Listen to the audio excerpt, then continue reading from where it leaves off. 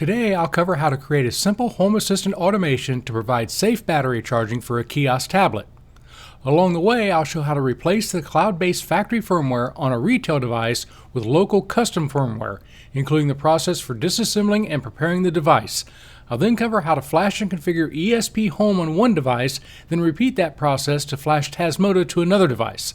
I'll then cover the automatically created home assistant entities and how to use those entities to create the automation. So hang around.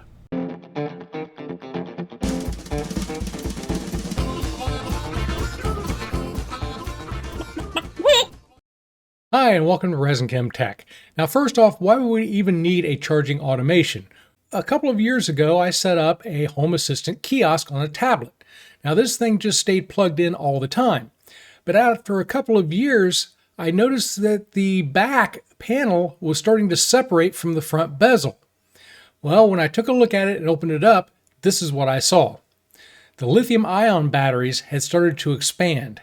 And you've all seen and heard the horror stories about lithium-ion batteries exploding and catching fire, so it was a little bit of a wake-up call. And so I just decided to buy a new tablet. And I didn't want to see this same thing happen to the new tablet that happened to the old one. So most reliable sources and conventional wisdom say that for a lithium-ion battery, you ought to keep the charge level between 80 and 20%. But as an extra precaution, we're going to use a simple smart plug and a home assistant automation to keep that battery level between 80 and 20%. So why are we going to overcomplicate this? Well, what this video really is about is flashing custom firmware to a retail device. So in this case, we're going to show flashing of both ESPHome and Tasmota onto a Sonoff S31 Lite smart outlet. Smart plugs come in all different shapes and sizes by lots of different manufacturers. If you browse Amazon, you'll see all sorts of options out there. But not every smart plug is flashable with custom firmware. Now, fortunately, both ESPHome and Tasmota maintain lists of devices and manufacturers that are compatible with their firmware. But after you locate a device, there are a couple of other things to consider. To be able to flash this, in most cases, you're going to have to be able to take the device apart and locate GPIO pins that are on the circuit board. So we should address the question of why. Why would you want to go through this process? Well, it's primarily to get your device out of the cloud and within your local control. The past is littered with examples of manufacturers that have either started charging a subscription to be able to continue to use their devices, or they've simply closed up their cloud servers, which renders your device useless. By taking this device out of the cloud, you don't have to install a bunch of mobile apps on your phone and create a bunch of cloud accounts with different vendors. But now that device is completely within your control, it will continue to work if your internet goes out, and no one can ever start charging you or shut down your device. And as I briefly alluded to earlier, there are other ways to avoid having to flash your own firmware. If you happen to have a Zigbee network set up in Home Assistant, you can simply buy a Zigbee smart plug from a number of different manufacturers. All you have to do is simply onboard that to Home Assistant to your Zigbee network. It's completely local and you're off and running. In addition, a few manufacturers out there are starting to recognize and support the Home Assistant DIY crowd by selling devices pre-flashed with Tasmota or ESPHome. A few examples are Atham, Cloud-Free, and most recently Martin Jerry. So those might be worth checking out if you don't want to flash your own. Okay, enough jibber-jabber about the why. Let's get into the how. How to flash ESPHome and how to flash Tasmota to one of these smart devices. And just a reminder, everything that I show here, you can find links to down in the video description, along with links to additional information. So I've chosen the Sonoff S31 for this project for a couple of reasons. First off, the S31 is not glued together, so it's very easy to take it apart and put it back together without fear of breaking something or not wanting to go back together. In addition, the pins that we need are clearly labeled and easily accessible for flashing. Now, the S31 comes in two different flavors, Wi-Fi besides the Zigbee version. There is a Sonoff S31 with power monitoring. This is ideal for things like washing machine or dishwasher notifications, where you need to trigger when something starts or stops drawing power, or if you just want to know how much power a device is using. The Sonoff S31 Lite is a couple of dollars cheaper and is identical other than the fact that it doesn't have power monitoring. This is what I'm going to use today because I don't really care about the power draw of the tablet charging. In size and the process of flashing and everything else is identical. There's just a couple of setup differences in Tasmota and ESPHome for the power monitoring. Disassembling the S31 is extremely easy, as I mentioned. The first thing we need to do is we need to remove this gray end cap where the push button is. And as I mentioned, nothing is glued onto here. So we can take a small spudger, even a flat small screwdriver. We just need to insert it in the gap and do a little gentle prying and twisting around the edges. And you can hear it and see it that this end cap is about ready to pop off. There it is. And again, we can see it's not glued, it's held in here. So with that done, there are two rails that we simply slide off. And you can see everything is held together by these three small screws. All we need to do is take a small screwdriver and we need to just remove these three screws. And with the screws removed, this simply lifts straight out. And here on the end are the pins that we're interested in that we need to flash our firmware. Here are the pins of interest. The pins we're going to use for here is VCC, which is 3.3 volts. Do not connect 5 volts to this or you will fry the chip. Our RX, our TX, and our ground. Our button will serve as GPIO 0 to put it into flashing mode. Now notice that there's two other RX and TX pins here, which are labeled with a D. We won't be using those. Really just 4 pins. But of course, we're going to need to connect wiring to this and be able to connect to USB to be able to flash ESPHome or Tasmota. Now, if you do opt to try soldering temporary wires on here, be very, very careful. These pads are very thin and very easily damaged. And if you're not careful, you end up with something like this. And you can see what I've done here. I've basically burnt off or ripped off the pads. Or even worse, something that looks like this. I've completely destroyed the pads in this case. Now, I can probably still use this with the standard eWink cloud-based firmware, but no hope of flashing Tasmota or ESPHome to this once these pads are destroyed, and it's very, very easy to do. Now, a much better option, if you have access to a 3D printer, don't worry, I'm going to show you a non-3D printed version in a second, but if you have access to a 3D printer, especially if you think you may be flashing more than one of these, is to 3D print yourself a jig like this. Now, this is not my design, but this is specifically made for the S31. We simply slide this in here into place, and you'll see these little pogo pins that are going to come down. You're probably not going to be able to see it, but it makes exact contact with those 4 pins that we need to flash this.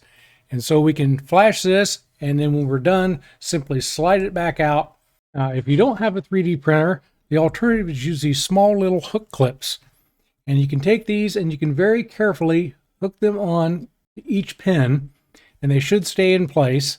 And then we can take the other end of this and we will hook up to our serial converter. And on the other end of those wires, we're going to connect those to a USB or serial to TTL adapter. I'm showing 2 different versions here. This top one is the CP2102. It's going to work for you in almost all cases, but every once in a while, depending on what you're flashing and the device you're connecting to, I found that the FT232RL will actually work when this one won't. But we're going to be using this one today. In most cases, again, this one works just fine. Regardless of which one you're using, notice that they both have options for 3.3 volts and 5 volts. It's 2 different pins on the CP2102. There's actually a slider switch down here on the FTL232. Make sure that you're using the 3.3 volts in either case. If you connect 5 volts to the S31, you're going to fry that ESP chip and destroy your device. Otherwise, you're going to connect your 3.3 volts to the VCC, ground to ground, and then you're going to flip the RX and the TX. So you're going to connect the TX from your flasher to the RX on the Sonoff S31 and RX to TX. Now we can simply use DuPont jumpers to connect here, and the other end will connect either to our jig or to those hook clips. Now, of course, this is going to plug directly into the PC where you're going to be flashing your firmware. And so sometimes it's really helpful to have one of these USB extension cables. Up until this point, everything has been identical in terms of the setup, regardless of whether we're flashing ESPHome or Tasmota. Now that our Sonoff S31 is ready to hook up to the computer via USB, don't hook it up yet. We're ready to prepare the firmware. Now we have to decide ESPHome or Tasmota. I will say I think if you're a beginner or you're just starting out, ESPHome might be just a little bit easier. This is because we're going to create the configuration in a YAML file, which maybe you have a little familiarity with if you're using Home Assistant. And then once that configuration is created, we're going to flash that firmware to the Sonoff S31 and we're done. Tasmota, on the other hand, we're going to flash the firmware, then we have to do all of our configuration in the Tasmota interface. In addition, Tasmota does require MQTT. So if you don't have an MQTT broker or the MQTT add-on in Home Assistant, ESPHome is the way to go. Now I'm going to show both, but I'm going to start out with ESPHome. Okay, for ESPHome, the good news is most of the configuration has been created for us. We can go out to the ESPHome device repository, and we just need to find our device, come down here, and we should find our Sonoff S31 Lite. So we'll select that. It gives us the GPIO pinout information, but really it just gives us the configuration we need right here. So I really can copy and paste this into a new ESPHome node. Okay, over here in ESPHome, we're ready to create our new device or our new node. And to do that, you just need to click that green button that's kind of hiding down here. We'll click that, add a new device. We're not going to open the web because we need to modify the file. So we're going to go ahead and click continue. I'm going to give this a name. I'm going to click next. We do need to tell it what kind of chip we're using. Now the Sonoff S31 has an ESP8266, so we're going to select that. Now we're not ready to install yet, so we're going to skip that, and we can see it's now created our node for us. So the next thing we need to do is we need to edit this node. When we go to edit this file and we open it up, we see that ESPHome has created pretty much everything we've needed to connect to Home Assistant and connect to our Wi-Fi.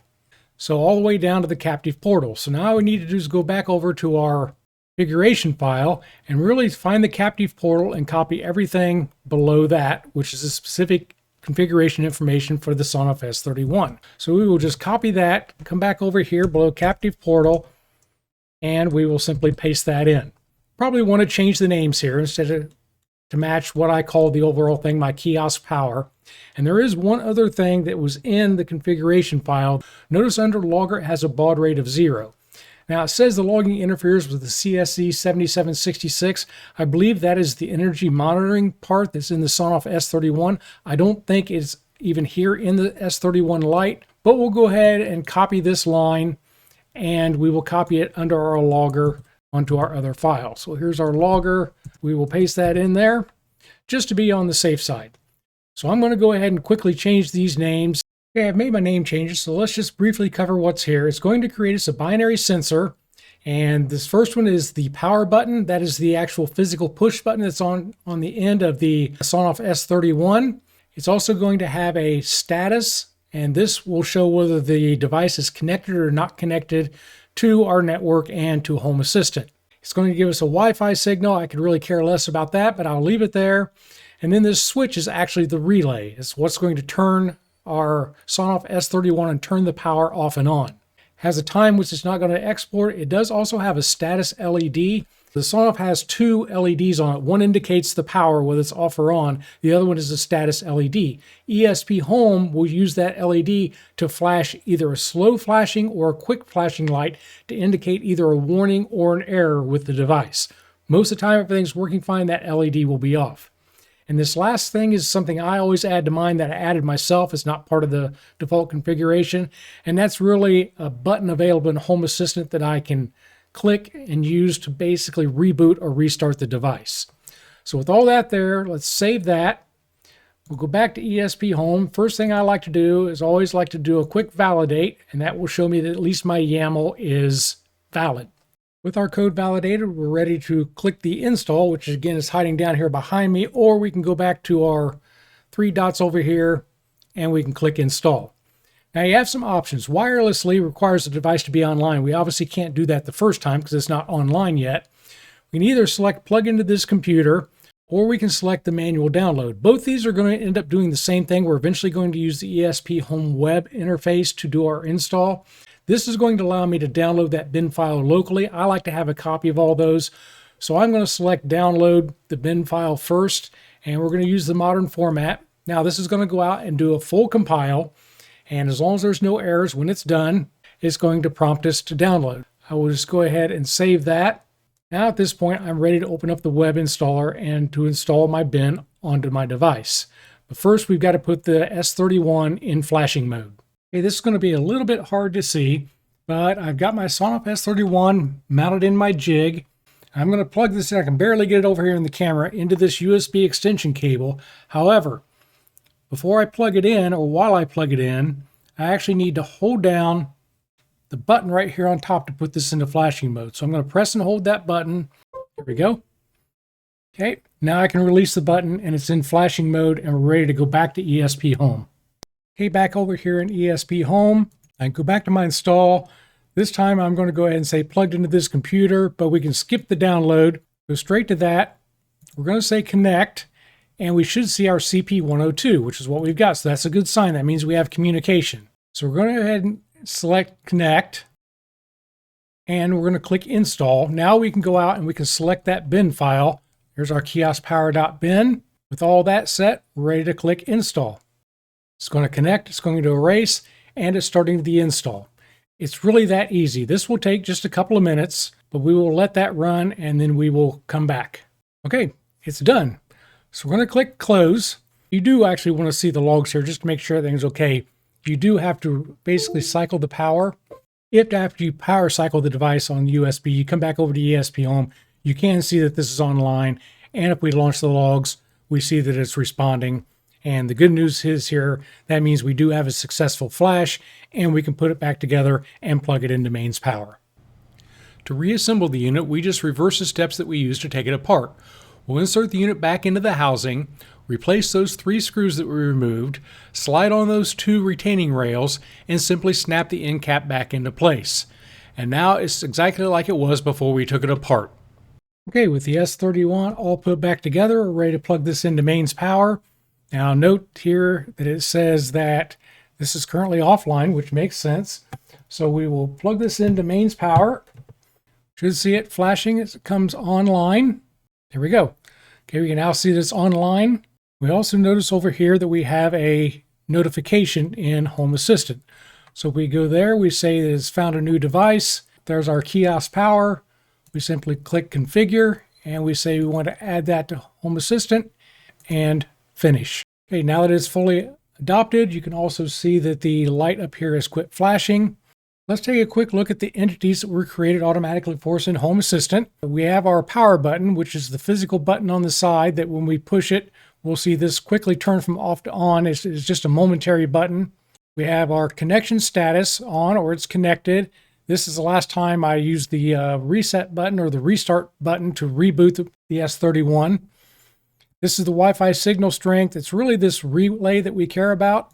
If I toggle this on, notice our relay, you can hear it click, and you can also see our power light come on. So now it is providing power, and now it is back off again. So everything there is good, and at this point, we're ready to use this in the automation. So that takes care of flashing ESPHome to the Sonoff S31 Lite. But what if you prefer to use Tasmota? Well, the process is very similar, including all of the setup and wiring, and even the flashing process is very similar. The real difference comes with the configuration of Tasmota after we flash the device. So my setup here for Tasmota is exactly the same as it was for ESPHome. I've got it connected to my jig, going to connect this over to the USB, but I have to hold down this button to put it in flashing mode when I plug it into USB. Then I can release the button. Now it's in flashing mode, and I can go to the Tasmota installer website. Again, if we look at the Tasmota repository site, we can see that the Sonoff S31 Lite is supported, but with our device still in flashing mode, we're going to jump over to the web installer. And again, it's going to give us the different options. We're just going to take straight old normal Tasmota. I am going to go ahead and tell it that it's an ESP8266. We're going to click connect, and once again, here's our CP2102, so we know that that's the right one. We're going to connect to that. Shows we've got communication. I'm going to go ahead and select install Tasmota. I'm going to say yes. I'm going to erase the device and click install. And again, you can see that this is very, very similar to ESPHome, so this will take just a minute once again. Okay, the installation is complete. That's pretty much all we need to do. We can take a look at the logs, but again, we need to reset that device to get it out of flashing mode. Here is a little tip or trick. If you go ahead and reset your device by disconnecting it and reconnecting to USB, you can stay here on this installation page, go ahead and reconnect to the device. And when you do that, you can go ahead and change your Wi-Fi and set your Wi-Fi here. And by entering in that information and connecting, I've already done that, we can actually go to Visit Device. And then if you go to Information, it will go ahead and tell you the current IP address, which in my case is 244. After I reassemble this thing and plug it back into mains power, which I'm going to do next, I already know the IP address I need to use to get to the web interface. Okay, I've reassembled the device basically in the reverse order that I took it apart, and just like I did in the section on ESPHome. So now it's ready to go ahead and plug this into mains power. It'll take it a second to boot up, and if you configure the Wi-Fi and know the IP address, when you did the install, you can go directly to the IP address to configure this. If you didn't configure Wi-Fi, then you'll need to use your mobile phone, look for a Tasmota access point being broadcast, and use your phone to put this onto your Wi-Fi, then get the IP address from your router or another source. But once you have the IP address, we can go and configure the device. And here's the web interface for our device. Now, I'm not going to go into a lot of detail here on Tasmota. The Tasmota website actually has very, very good documentation, but I'll just show you a few basic things. This currently, by default, is just a Sonoff Basic. It's not configured yet for our Sonoff S31 Lite. To do that, we'll go into Configuration. Now, if you're using a Sonoff S31, if we go into Configure Module, there are actually a number of predefined templates in here for devices, and you'll notice the Sonoff S31 is in here. However, the Sonoff S31 Lite is not. The Sonoff S31 might work, but it's going to have those sensors for power monitoring that our device doesn't have. No problem whatsoever, because if we go over to the Tasmota repository site, this is the Sonoff S31 Lite. You see the GPIO pins for the button, the relay, and the LED. If we look at these Sonoff S31 powering, it's the same exact GPIOs, except you've got GPIO 1 and GPIO 3 in here for those power monitoring. So we can go back to here and we can go into Configure Template. What we can do is we can create a new template. We'll call this Sonoff S31 Lite, and we're going to base that on the Sonoff S31. And all we're going to do is take these two that were here before for the power monitoring and set those to none. And we will go ahead and save that. And once again, the device is going to reboot. And now we've got our toggle button. And if we take a look, when I click the toggle button, you should see the light comes on indicating this power. I can also hear the relay clicking inside. Now again, if we're going to use this with Home Assistant, there's a few other things we have to do. Remember that MQTT is required. So we do need to go in here on the Tasmota device and configure our MQTT, which is really just entering in our IP address, our user, and our password, and defining a topic. But the Tasmota website has full information on integrating this with Home Assistant in terms of setting the friendly name and your device names and how those come across.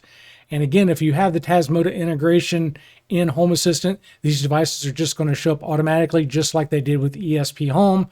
However, if you're like me and you don't have that and you want to do the manual configuration, it gives you all the information in here in terms of how to set up those devices using MQTT on the Home Assistant side.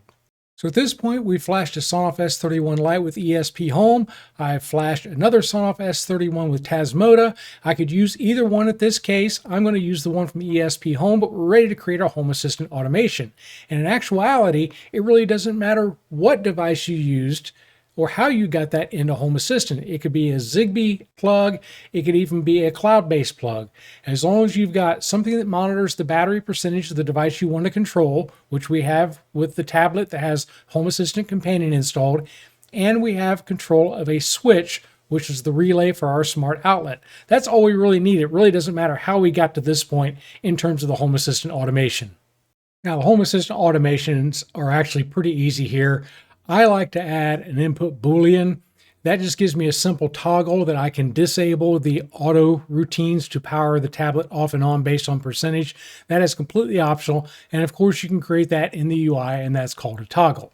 The automation itself is actually pretty simple. All we're going to do, again, is we're going to trigger on the numeric state of that battery level. When it drops below 20 for 5 minutes, I just put the 5 minutes in there just to make sure it doesn't bounce below that. I'm going to check my input Boolean to make sure that my auto charging routines are enabled. And all I'm going to do is turn on that Sonoff S31 Lite. And again, this is showing the YAML, but it's basically set up and done the same way over in the UI. And just on the second part of that is really just the opposite of that. We're going to turn it off. We're going to watch for the battery state to get above 80 for 5 minutes. Once again, check our Boolean to make sure that our auto charging routines are enabled. And we're just going to switch our relay or our Sonoff S31 back off again. So it really wasn't about the automation here, although the end result is I'm going to be able to keep that battery on my tablet kiosk between 80% and 20% on its charge and hopefully avoid the issue I had with the original tablet. What the video was really about was being able to take a retail device like a Sonoff S31 and be able to flash your own custom firmware, whether that be ESPHome or Tasmota, to that device. And there are other devices you can do this to. Check that ESPHome and that Tasmota repository for compatible devices. I would also encourage you to support those manufacturers that support us with the ability to do DIY and bring our devices into our own environment locally. So that's going to be a wrap on this video. Remember to check the video description down below for links to all the parts that I showed or used, and also for links to things like the ESPHome or Tasmota device repositories. If you saw anything in this video you liked, do me a favor, hit that thumbs up button, click subscribe if you'd like to see more of my videos, and ding the little bell icon if you want to be notified when I release new content. And as always, I would like to say thank you for watching, and I hope to see you soon.